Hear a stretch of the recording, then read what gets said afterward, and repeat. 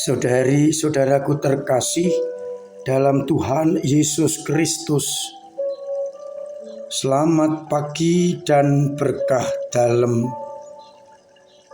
Selamat datang dalam renungan harian kita, Rabu 25 Oktober 2023. Bahan permenungan kita seperti biasa kita dasarkan pada bacaan Ekaristi hari ini. Dalam suratnya kepada orang Roma bab 6 ayat 12-18, Paulus mengajak umat untuk menyerahkan diri kepada Allah sebagai orang-orang yang telah bangkit dari kematian. Artinya, jangan lagi menyerahkan anggota-anggota tubuh kita kepada dosa untuk dipakai sebagai senjata kelaliman, tapi menyerahkan diri kepada Allah yang telah membangkitkan kita dari dosa menuju kepada kehidupan. Sedangkan pada bacaan Injil yang dikutip dari Injil Lukas bab 12 ayat 39-48, kita akan mendengar bagaimana hamba seharusnya bertindak. Hamba yang bijaksana dan setia kepada tuannya akan diangkat menjadi kepala atas semua hamba-hambanya dan membagikan makanan pada waktunya. Berbahagia hamba yang didapatinya Tuhan sedang melakukan tugasnya ketika Tuhan itu datang. Saudari-saudaraku terkasih dalam Tuhan Yesus Kristus, saya memberi judul renungan kita dengan judul hamba yang setia atau loyalitas seorang hamba. Kita tahu hamba akan selalu menuruti apa yang diperintahkan oleh tuannya. Untuk itu ia berkorban, tidak egois, tetapi mencari kehendak Tuhan untuk dilaksanakan. Sekalipun juga Tuhan yang dinanti-nantikan lama tidak datang. Hamba berusaha menerjemahkan kehendak tuannya di dalam kehidupan sehari-hari, agar ketika Tuhan itu datang, Tuhan itu bergembira, bersuka cita. Hamba yang baik akan mengerti dan melakukan kehendak tuannya, bukan seperti hamba yang jahat. Ketika tuannya pergi, mereka bertindak seenaknya sendiri, bahkan memukuli hamba-hamba yang lain. Kepada hamba yang diberi mandat, kuasa atau talenta lebih banyak, juga akan dituntut banyak dari hamba itu.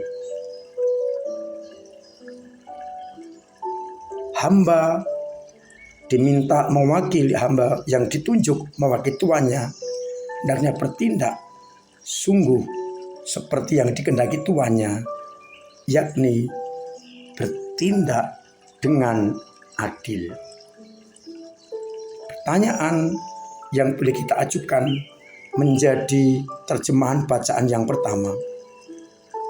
Kita ini menjadi hamba siapa? Hamba dosa yang muncul adalah kejahatan, egoisme. Atau kita adalah hamba Allah yang telah menyelamatkan kita dari kematian menuju kepada kebangkitan yang hidup.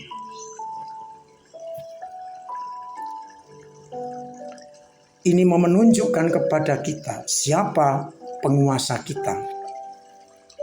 Kalau kita menjadi hamba dosa, maka kita dikuasai oleh dosa dan kegelapan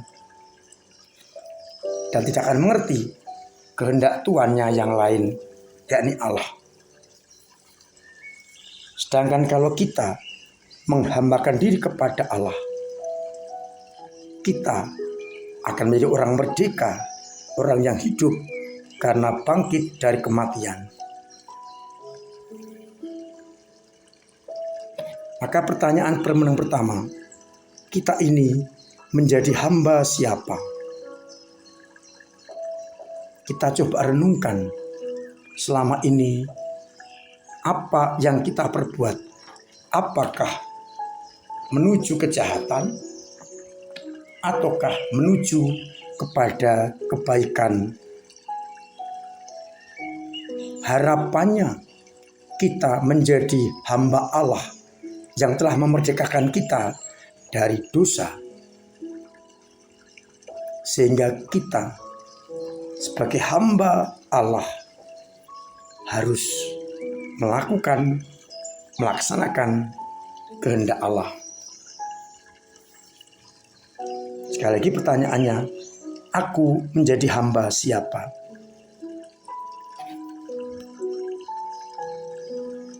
Yang kedua, kita dengan dibaptis dipilih menjadi hamba Allah yang bertugas menerjemahkan kehendak Allah dalam hidup kita sehari-hari. Dan karena kita dipercaya menjadi hamba Allah, kepada kita dituntut lebih daripada yang lain. Kalau saya menerjemahkan atau dengan kata lain, kita menjadi hamba plus hamba yang selalu akan hidup menurut kehendak Allah. Karena kepada kita yang telah diberi lebih, maka kita akan mendapatkan tugas yang lebih. Karena siapa yang diberi banyak akan dituntut banyak pula. Kita adalah hamba yang plus, lebih dari yang lain. Maka pertanyaan yang kedua, sudahkah saya menjadi hamba plus? Yang berarti kita harus lebih dari orang lain yang dituntut oleh Allah. Dengan demikian kita sungguh berbeda dengan hamba yang lain yang mempunyai tugas lebih mewartakan Injil kerajaan Allah. Maka pada pagi ini saya mengajak merenungkan dua hal. Yang pertama, aku menjadi hamba siapa? Dan yang kedua, apakah aku sudah mewujud nyatakan martabat itu dengan benar-benar menjadi hamba yang plus? Berarti lebih dari hamba-hamba yang lain. Tuhan memberkati kita sekalian. Amin. Marilah kita berdoa. Bapa yang penuh kasih, kami bersyukur. Kami kau ingatkan bahwa kami adalah hamba-hambamu yang harus melaksanakan perintah dan kehendak-Mu. Dan kami juga kau tuntut lebih, karena kami kau beri lebih sebagai anak-anak yang dibaptis. Maka kuatkanlah kami dan sadarkanlah kami agar kami selalu memenuhi tuntutan sebagai hamba yang lebih itu. Hamba yang akan menerjemahkan kehendak-Mu dalam hidup dan karya-karya kami. Dan semoga kami menyadari sebagai hamba yang terpilih, bukan hamba dosa, tetapi hamba Allah yang siap untuk menjadi pewarta sabda-Mu. Semoga hidup dan karya-karya kami menjadi pewartaan yang nyata bagi nama-Mu, sehingga akhirnya banyak orang mengenal Engkau, bertobat, dan diselamatkan.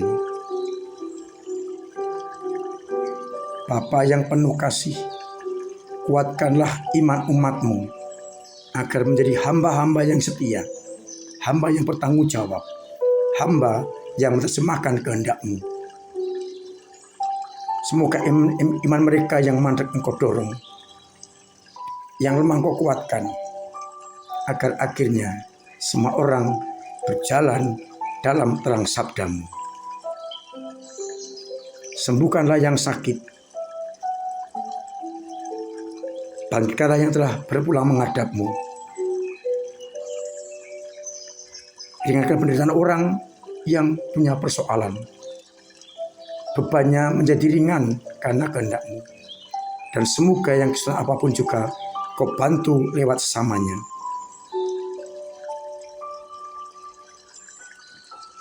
Semoga akhirnya orang-orang yang percaya kepada-Mu sungguh menjadi hamba-hamba-Mu yang setia. Untuk itu ya Bapa, semoga Engkau senantiasa membimbing, menyertai, dan memberkati kami, Bapa dan Putra dan Roh Kudus. Amin. Saudara-saudaraku terkasih, saya tetap mengingatkan, menghimbau, menganjurkan, bahkan setengah wajibkan untuk berpegang teguh pada protokol kesehatan dengan hidup sehat, sehingga kita mampu untuk hidup penuh kesehatan, juga orang lain juga sehat karena kita sehat. Kembali saya ingatkan, panjenengan yang mau mengirim arwah sanak keluarga bisa dimintakan intensi pada tanggal 2 November, misa pagi jam 5:30, misa sore jam 6, dengan mengambil amplop di sekretariat, di pos satpam atau di pintu samping gereja. Ditulis namanya, maksimal 5 orang. Kalau lebih bisa mengambil amplop yang lain. Dan amplop itu dikumpulkan atau dimasukkan ke dalam kotak yang tersedia paling lambat tanggal 31 Oktober. Di samping itu selama 9 hari boleh mengajukan intensi langsung kepada Romo pada misa harian untuk mendoakan arwah-arwah agar mendapatkan indulgensi.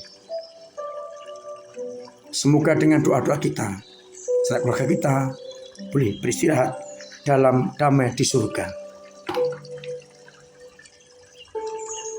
Terima kasih kepada panjenengan semua yang telah ikut ambil bagian dalam perjalanan hidup gereja dengan caranya masing-masing, dengan doa-doa, tenaga dan karya kita, serta dengan dana. Dengan demikian, gereja terus bisa ambil bagian dalam karya perutusan melayani umat Allah, terutama yang miskin, lemah, tersingkir, dan difabel. Atas kebaikan panjenengan dan banyak orang, maka gedung pertemuan kita, gedung La Salette dan gedung Berthier sudah 95% terisi. Sudah bisa digunakan baik gedung La Salette maupun gedung Berthier. Mudah-mudahan dengan cara itu kita akan mampu untuk memperteguh iman dan kelompok-kelompok kita. Saya juga ingin mengingatkan tanggal 4 dan 5 November di Aula Mandala Graha akan diadakan Expo Pendidikan Serayon Pusidiana. akan hadir sekolah-sekolah Katolik. Maka saya mengundang umat dan anak-anak untuk datang mengikuti expo itu. Semoga dengan demikian sekolah Katolik semakin eksis. Mari kita dukung expo itu, dan dengan demikian karya kita bidang pendidikan semakin maju. Akhirnya saya mengucapkan selamat pagi, selamat merenungkan, salam sehat, Tuhan memberkati.